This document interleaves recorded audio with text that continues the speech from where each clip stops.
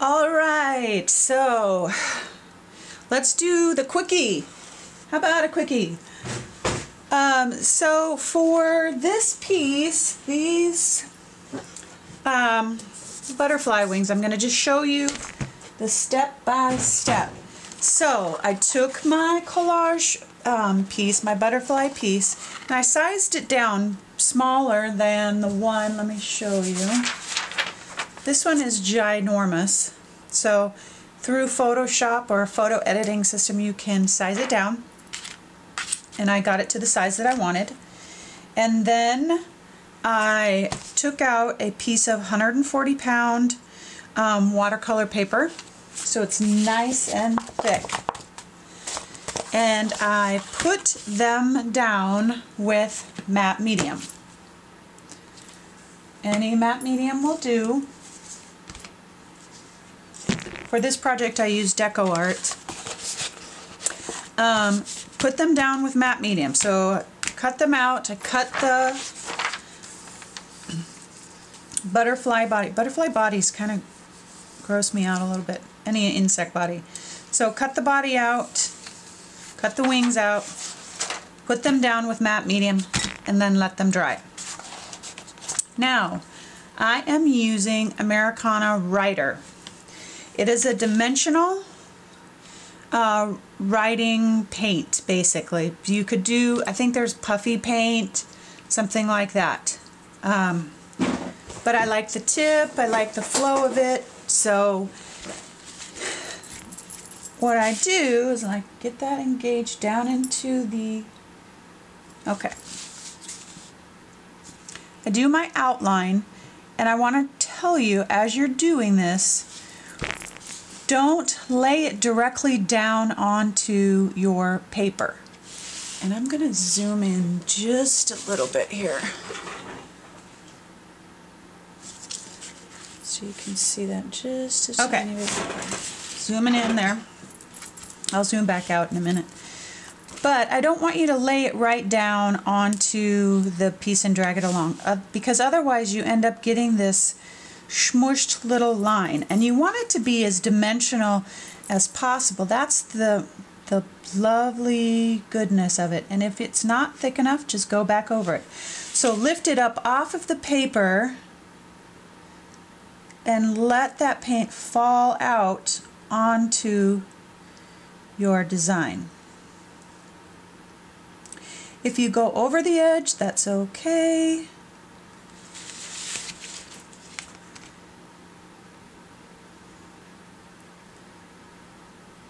Oh, I just stuck my finger in it.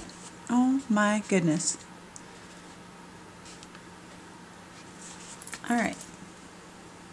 Let's fix that. All right, so got our outline. And really the sky is the limit. I kind of followed the design of the butterfly wing. You could create whatever design you want.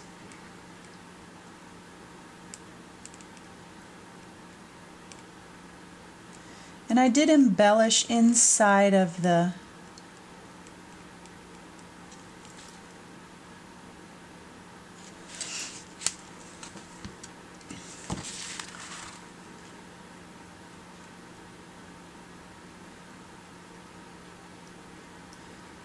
you could put, I'm filling in all of the dots, making some bigger than others. Just kind of random. You can, do whatever you want. You can find a really cool butterfly pattern and copy it.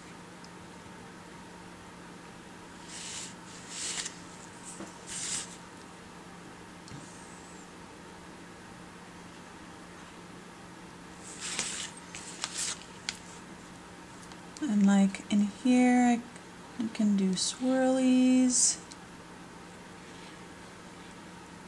zigzags.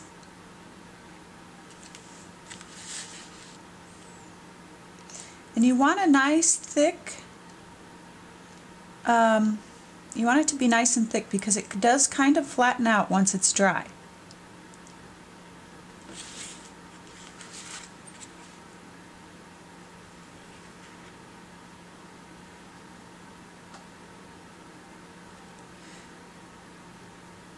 And it's hard sometimes to lift that up off of the page and continue to squeeze.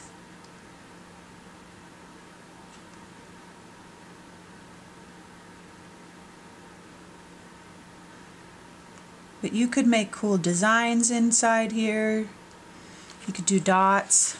I wanted some of that pink to show through because that's going to add, that color is adding to the color of our original butterfly. Okay, so we've got it all filled in. You can see I kind of filled in some of the spots here. You can leave them open, however you want to do it. Now, you can hit it with the heat tool. Not very hard because it starts to bubble and then it makes it look kind of funny. So the best thing to do is just let it, I hit it with the heat tool a little bit, hit it with the heat tool underneath, and then let it sit. Just let it sit for a couple hours and let it dry. Depending on your climate, it'll take anywhere between 1 and 3 hours. In Phoenix, it would have dried like in seconds. It dries quicker for me in here because I'm under a lot of lights, but it still took a long time because we're now in colder, humid, climate. So these are now dry. So this is this dry. So our first layer is burnt umber, and pretty much any burnt umber will do. There are some that are a little oranger. I like the browner versions of burnt umber. Americana's got a good one. Liquitex has got a good one. And you don't need a lot.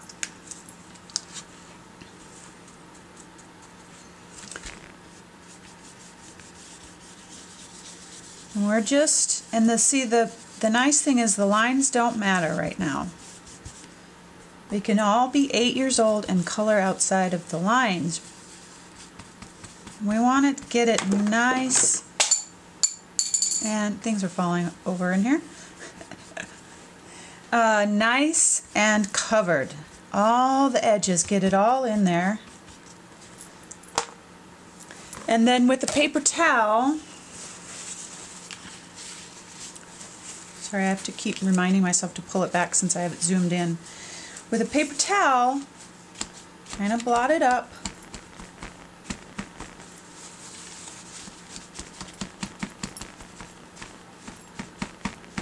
Don't wipe it, just kind of pat it. Let it sit there, and then we're going to hit it with the heat tool.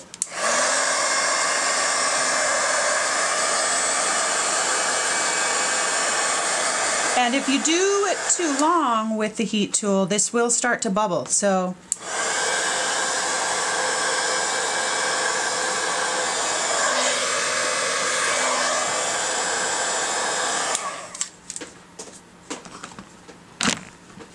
all right, now I'm gonna ruin this. I know it. I've already stuck my sleeve in it. I'm too messy of a creator. So this is dry. Now we're going to come back over it again with our burnt umber, and it's almost a dry brush. So I've stuck it in my paint, and there's not a lot left, so I'm just kind of roughly dry brushing it. And then I'm going to come back in with my paper towel.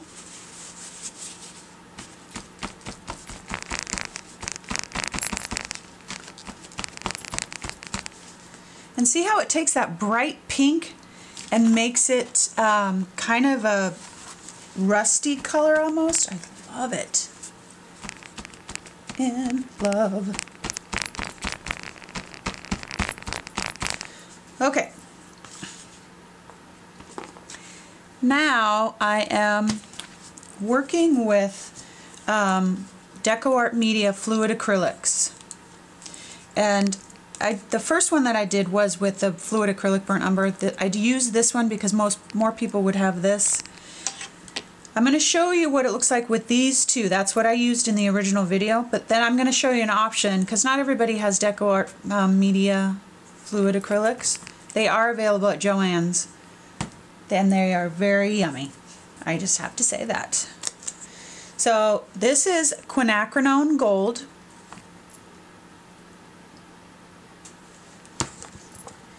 And I'm going to clean my brush off just a tiny bit. And it's a dry brush again. And I'm just roughly going over, I didn't go over it a lot.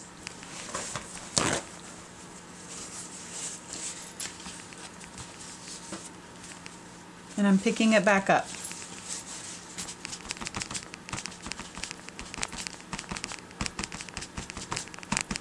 Just to give it that kind of rusty, just to make sure that it looks kind of rusty.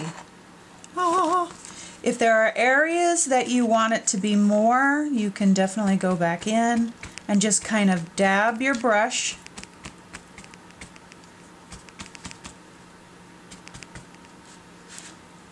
Beautiful.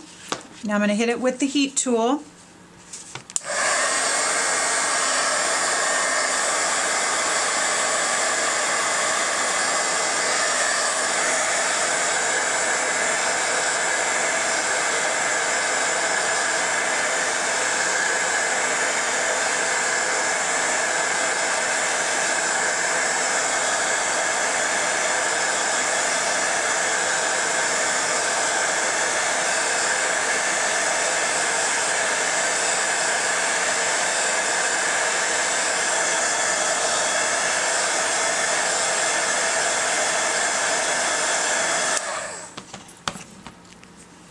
That feels good. Good. Now I'm using the antiquing cream, and it's patina green. I'm going to show you some other options in a minute in case you don't have this, but if you want to get it, it would be, oh, they're so great. I just love how they look. So just a tiny bit in my palette here. Clean off my brush. I want it to be dry. I'm going to grab one more paper towel here, just a tiny bit,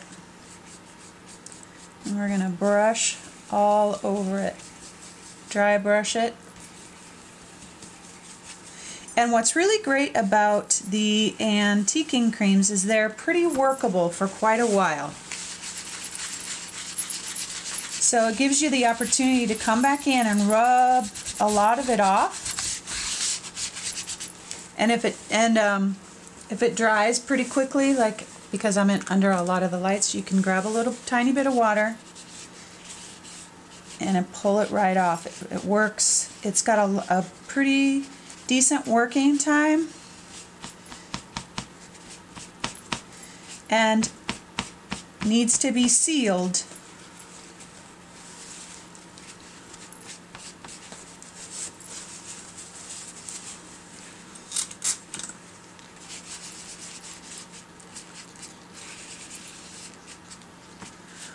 Oh my goodness. You see that? Lovely. Oh my goodness. I just love it. So like there's some areas that are really, really thick that I want to kind of pull it back just a tiny bit. You can get in there and do that and work it a little bit till you got it right.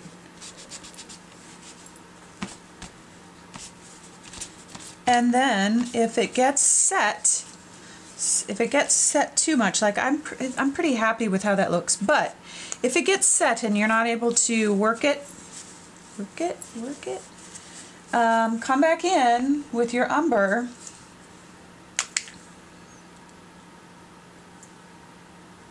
come on, seriously. Come back in and dab the end of your dry brush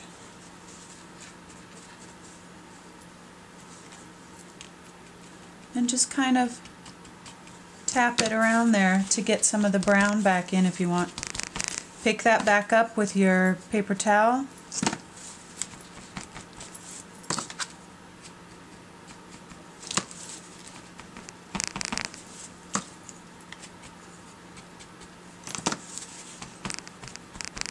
You can do that with any color. Like if you want to come back, like if some of the orange has been the quinacridone gold, if you want more of that, you can come back in with that.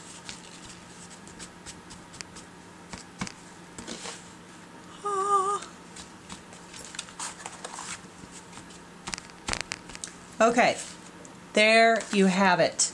Now let's look at that. Let's do this one because I'm going to do the two together and then I'll show you the finishing touches. But let's do this one, but without the Deco Art products. We're going to do it with just regular old craft paints. So I've got burnt sienna. It's pretty close. And my burnt umber. And then what happened to my other one? So let's move to this one over here. And I've found my paint that disappeared. So I'm going to use burnt umber, burnt sienna, and this is a chalk paint. There's, you know, $1 or whatever. Americana Decor chalk paint. There's all kinds of chalk paints, and this is called Treasure. I don't know, but basically the same color. This one's a little bit more antique-y, but we'll be able to work around that. So we're going to do it the same exact way. I've got some umber out here.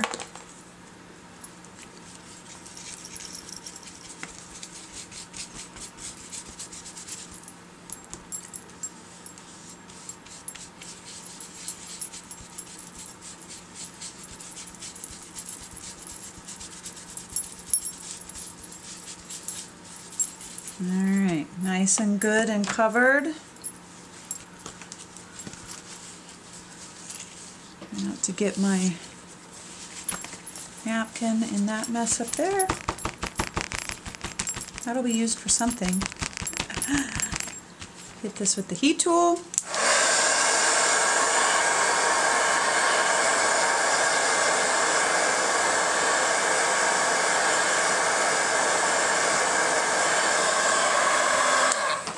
Okay, now I'm going to come back in, and there are little white edges here and there. That's what I want. This is the second coat. That's why we want to come back in. Really scrub it into those edges because that's the magic. Otherwise, we'd just do a flat butterfly, right?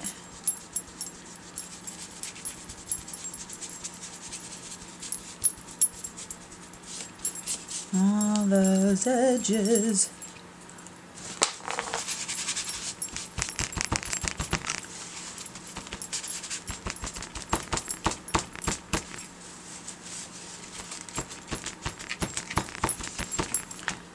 That's pretty dry. Okay. Now we're going to come back in with the burnt sienna.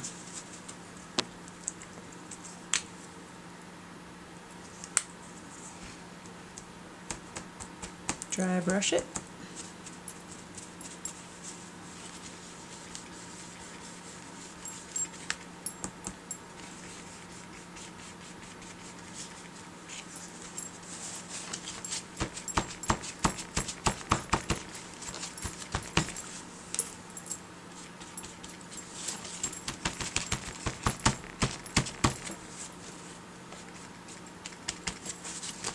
And all of these layers are important for it to look, you know, natural and aged and patinaed and all that kind of stuff. So now that's dry. I'm going to hit it with the heat tool.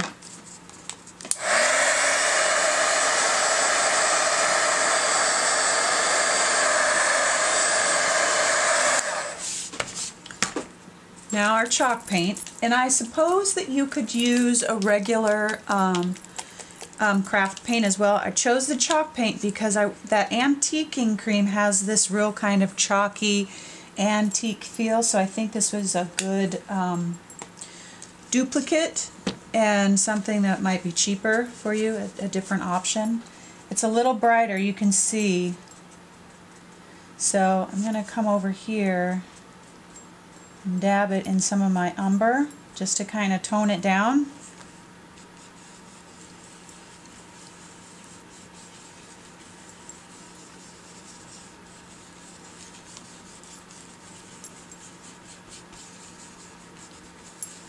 close.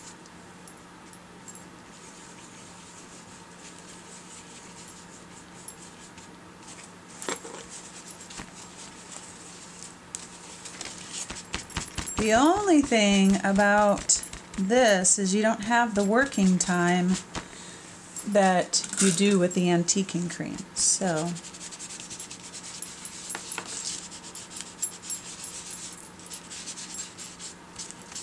it's not bad though. Not bad at all. If I can come back in.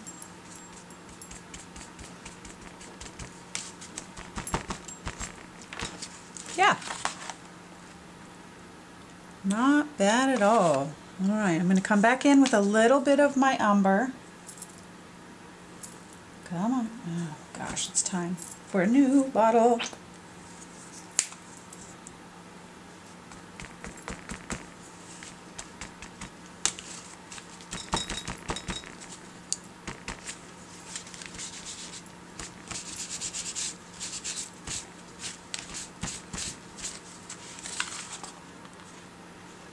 The antiquing cream gives it a little bit more of a more chalkier finish, so there's definitely a difference, but it's pretty close. It's pretty doggone close.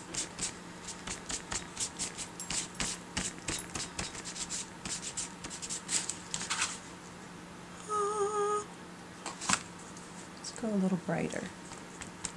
Put a little brightness in there.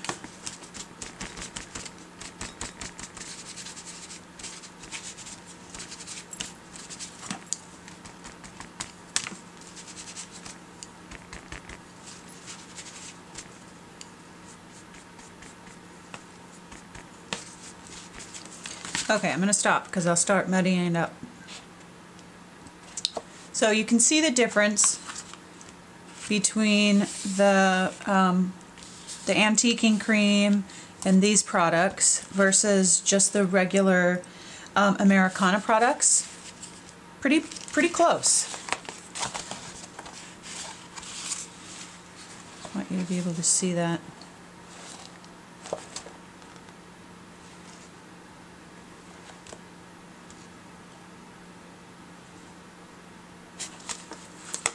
I think I'm going to try and wipe this one off just a tiny bit.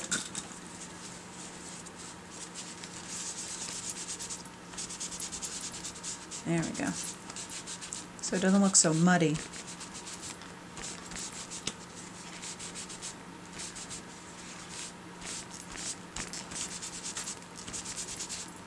There we go. Yeah.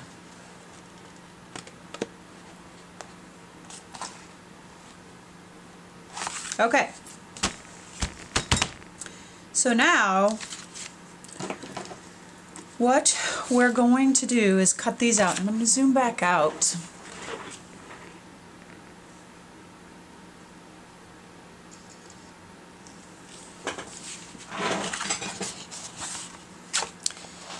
So these are dry, and I'm going to come here.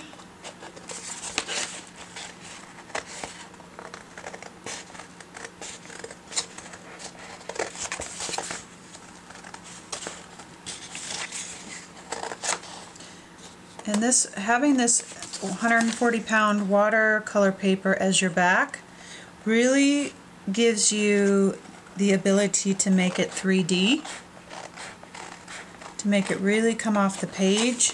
There's a lot that you could do. So many ideas.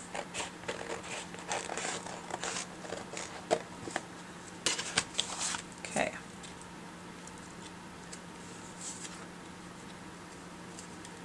I'm just trimming up the edges here. Let's get this one cut out. Ah, love them.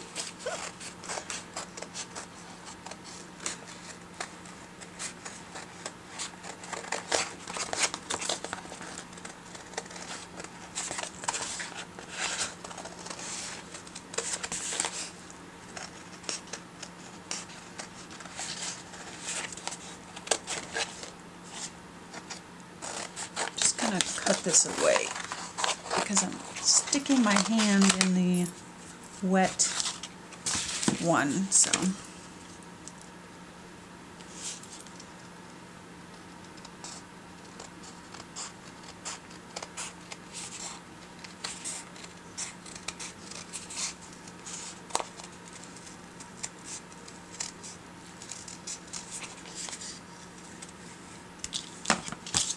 Okay.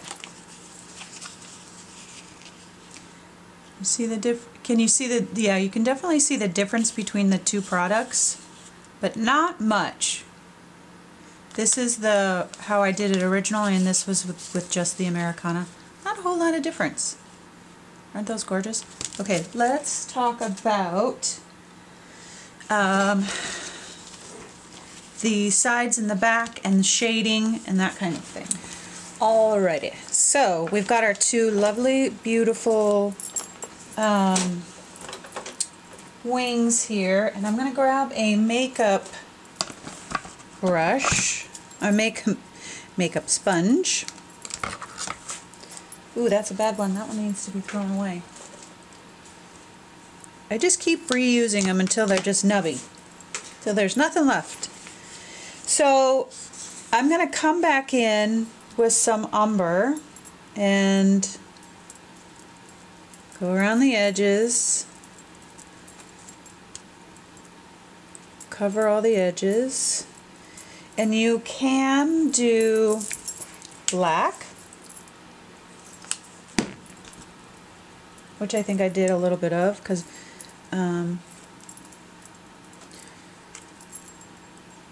it looks like charcoal, and I think I did some charcoal too.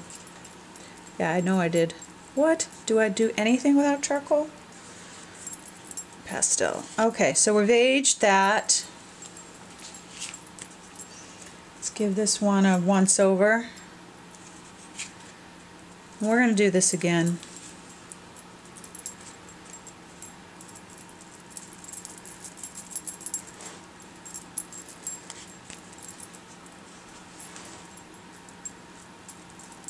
I like the sponge, using the sponge, because you have a lot of control.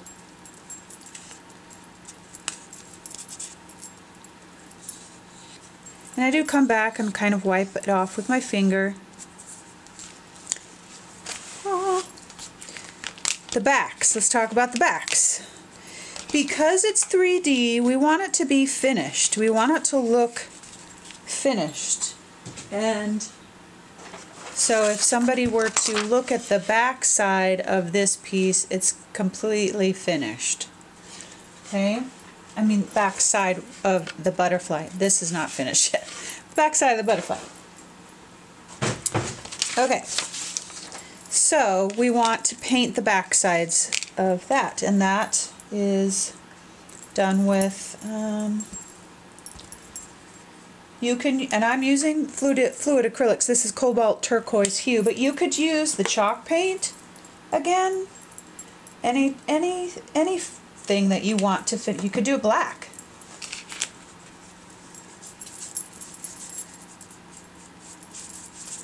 You could do it whatever color you want.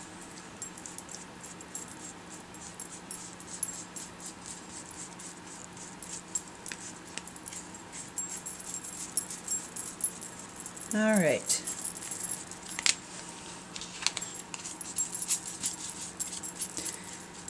And it doesn't have to be perfect because, again, it is the back, but at least it's going to be finished.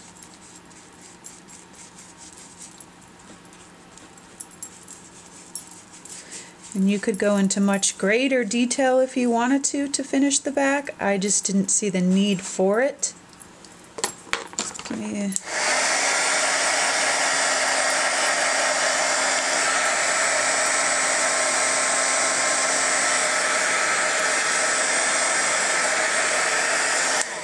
and as you're working on the paper, it naturally starts to curl. Can you see that? And that is what you want. Yes. And if it's not curling enough, just kind of right here on the edges, kind of bring it up with your fingers so that it comes off of the page. It feels like leather. Love that. And I'm going to come back with our sponge here and really kind of finish this off a little bit more. Just so that that black overlaps the edges.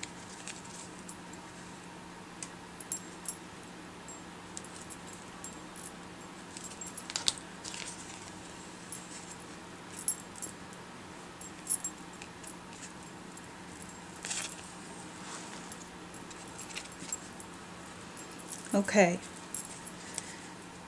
And then I came back in here, like where you naturally would be darker with the butterfly. Came back in here and just kind of darkened those up. And you can, and really you can do it, go as dark as you want, or add additional colors at this point if you wanted to.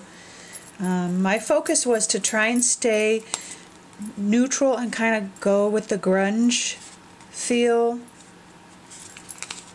Grungy goodness. Okay, our wings are complete.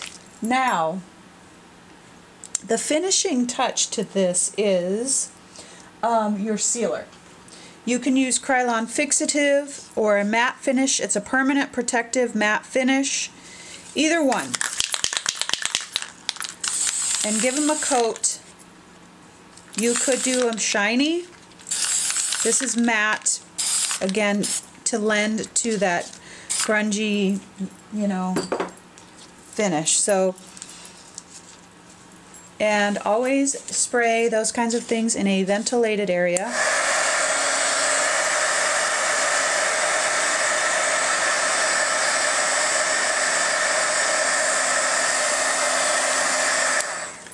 Now they are sealed and will stay this way. Nothing's going to move.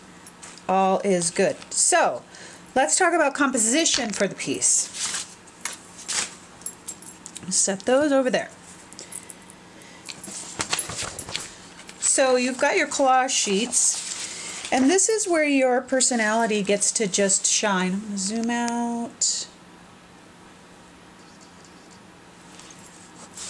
And you get to really make it whatever you want. You know, I have them on the original piece. I have them kind of scattered out. And when I got done with the composition, it felt kind of heavy over here, so I added some things over, a couple pieces of paper over here. You know, fill it out for what you like. And my edges were torn. You could cut them however you want them to be. You'll lay out your composition. I love this piece. This one got covered up. It was too hard. I liked them all. I couldn't decide which one went where. I wanted them all to show. So, and then you can use all or none of these too. You know, it just depends on how you want your composition to look.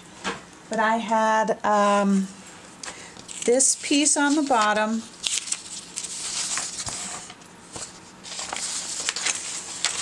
Middle, and then top. The bottom, middle, top. And I tore the edges to the sizes that I wanted. And then I cut these out pretty straightforward. So once you've got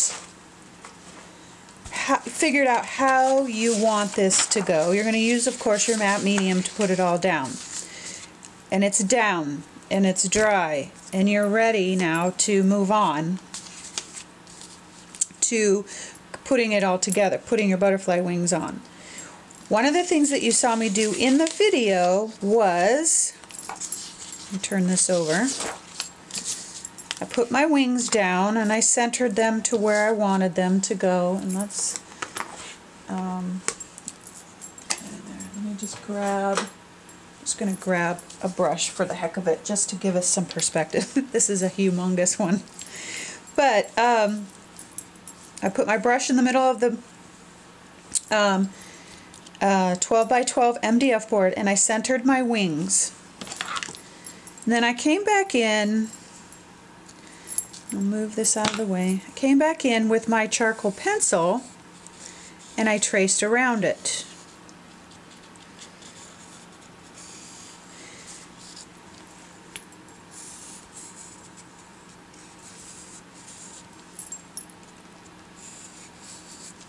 Okay. And the reason I did this is because that gave me my layout so that I could come back in with my black pastel chalk and do this all the way around, filling that in back behind here. blending it together with my finger. I'll show you on the original piece. You can see the shadow effect underneath the wings, which makes it pop off the page and give it a little bit more definition.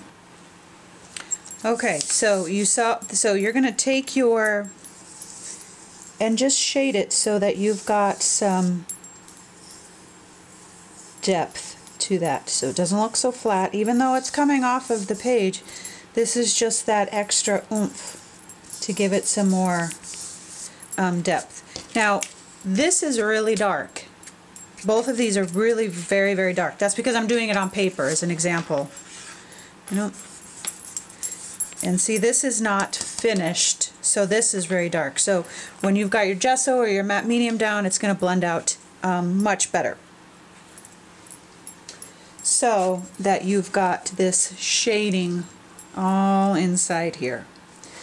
Then you can come back and see, lay those down, and and then when you've got your pastel stick out, you can do any additional, if you want to add some additional shading on there, you can. Just remember to spray it with a fixative or a sealer of any kind, just so that your charcoal stays put. So we've done all of this, paper is down, we've got our shading behind our wings, and now we're ready to put them down. I always use, for the most part, E6000. Because this stuff is no joke. This stuff will hold anything. It is amazing. I use it for every household, every project, everything. It even says amazing on there. Amazing. But it doesn't dry right away. So that's a pain for me because I'm impatient. So that's why I use my hot glue gun. So I use a combination of the two, because this is going to hold it down immediately while this dries. So hot glue, E6000, and then put it down and it stays right away. Same with your brush, same application. That's why I do that. I've had a lot of people ask me, why are you doing both? That's because I'm an impatient person. And if I put it down with just E6000, it would pop back up again. And we want these parts to be glued down right here, you know, within this section, so that the wings can, you know, flap up, so that it can be coming off the page, popping. Boop, boop. Okay. Got everything put down. And we're moving on to the home stretch. Shading is always very important to me. I like that. And my pastel, people ask me this all the time. These are my two go-tos. This is a extra soft charcoal pencil by General. You can get them anywhere. And this is a nub right now. There's nothing left. Let me grab. You can get them at Michael's. This is a gallery soft pastel. There's a lot of different brands. They're pretty much all the same. So, but lightly, less is more. I have to tell everyone that a lot less is more. Do it very, very, very, very light. And then do it again if you need to, and then again if you need to. But less is more. But if you get a ton on, let's say you're in this stage and you get a ton on, and you come here and you do that. Can you believe I'm going to do that? Just grab your water and a paper towel and scrub it up. It comes up pretty well. Shade, shade, shade. And then what do we have to do to make this permanent? Make sure you spray it with a fixative. Make sure you spray it. So in putting all of this together, I added a few little ditties here and there to kind of bring it all together. I felt like something was missing, and you need to kind of stand back, walk away, and take a look at that to look at the composition of it. And then I added the numbers over here, and I used this. This is, I don't know, it's like a ribbon, that stretchy ribbon at Christmas time. I love this thing. I have rolls and rolls of it. This is a piece of cardboard, and this is a piece of shelf liner. So easy things you have at home to add the additional texture. And again, light. Less is more. You can always make it darker. And then my numbers on the side. I think we have put it all together. Now you get to put it all together. Oh, one other thing. I knew there was one more. I wanted to talk to you really quick about some of my papers that I put down. Before I put them down, I put a little coat of walnut ink on them to give them an aged look if they're not as aged. Some I didn't, but like a couple of these pieces I did. And let's do that really quick right now. So like on this piece here, this has got walnut ink on it. I love walnut ink. You can't, there's just no way to duplicate the look of it. So, oh shoot. All right. So say I wanted this piece here to be just a more, oh I love this, aged and grungy. I've got it in a spray bottle now. And what you can do, spray a little bit or a lot. Look at that.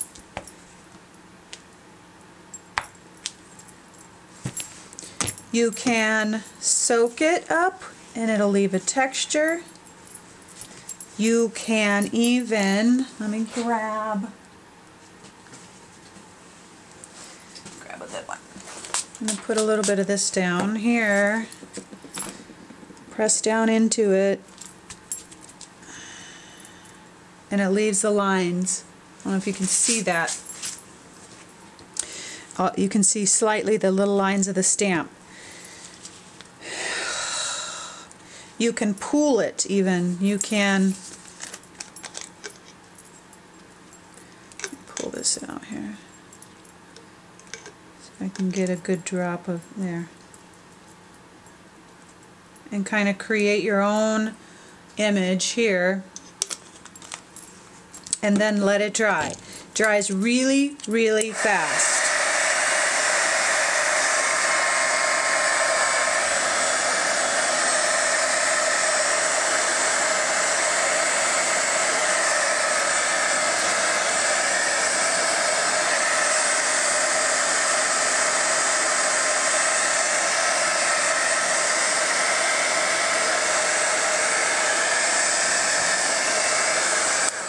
Okay, that's just about dry. And look at, see how grungy that, I love that, love it. So you can grunge up a lot of papers that are not necessarily super grungy right away. I've got a mess on here. Okay, let's talk about, this is the walnut ink that I use. It's walnut ink crystals. You can see that. As soon as you put it in water, they dissolve, and you can create your mixture of walnut ink. You can make it as dark or as light as you want. You guys have had this, oh, I'm making a mess now. I've had this jar for probably 10 years. It's very, very tiny amounts. Still great. There are tons of walnut ink crystals out there. You can get them in sprays too if you want. I think they're more expensive. This one, back in the day, $6.99. I don't know what they are now, but it'll last you forever. So that is a lot of my secret to aging papers and different things is walnut ink.